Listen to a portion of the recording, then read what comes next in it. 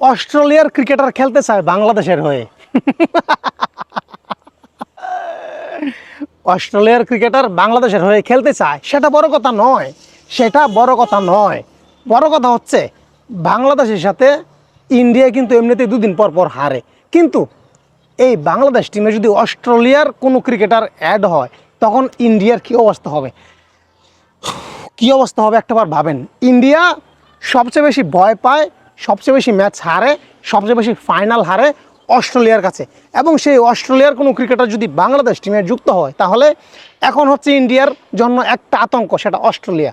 কিন্তু তখন হয়ে যাবে ইন্ডিয়ার জন্য দুইটা আতঙ্কের নাম, একটা অস্ট্রেলিয়া আর একটা বাংলাদেশ।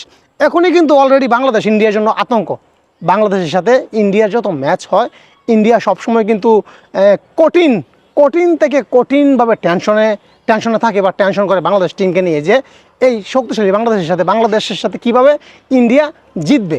কিন্তু এখন এই বাংলাদেশ টিমে যদি অস্ট্রেলিয়ার কোনো ক্রিকেটার যদি যুক্ত হয় তাহলে ইন্ডিয়ার সাপোর্টারদের ঘুম হারাম হবে, ইন্ডিয়ার ক্রিকেটারদের ঘুম হারাম হবে, এটা কিন্তু 100%।